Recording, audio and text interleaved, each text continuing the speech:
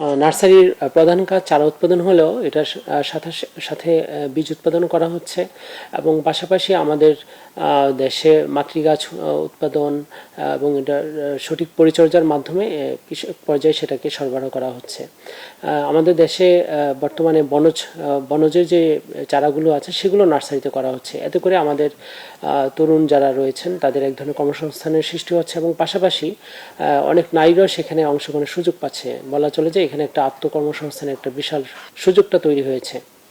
নার্সারির জন্য মূলত হচ্ছে আমাদের উঁচু জায়গা প্রয়োজন এবং সুনিষ্কাশিত জায়গা প্রয়োজন হয়ে পড়ে। কারণ হচ্ছে যেখানে নার্সারি হবে সেখানে যদি সেচটা নিষ্কাশন ভালোভাবে না থাকে তাহলে কিন্তু নার্সারি চারা তৈরি করা যায় না। এবং পাশাপাশি আমাদের ভালো পরিচর্যার মাধ্যমে কলম গাছের জন্য সেটা একটু খেয়াল রাখা দরকার।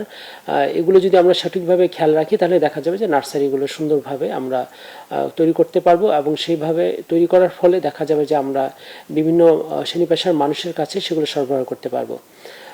মূল কথা হচ্ছে আমাদের এই নার্সারিগুলো বর্তমানে আমাদের কৃষি অর্থনীতিতে গুরুত্বপূর্ণ ভূমিকা রাখছে এবং কৃষি সমৃদ্ধিতেও খুব ভালো ভূমিকা রাখছে।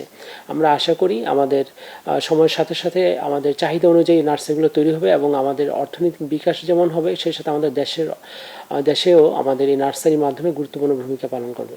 এ বিষয়ে বিস্তারিত তথ্যের জন্য আমরা নিকটস্থ উপজেলা কৃষি অফিসে যোগাযোগ করতে পারি অথবা আমাদের কৃষি তথ্য সার্ভিসের কৃষি কল সেন্টার 16123 নাম্বারে সকাল 8টা থেকে রাত 7টা পর্যন্ত কল করেও আমরা প্রয়োজনীয় পরামর্শ গ্রহণ করতে পারি।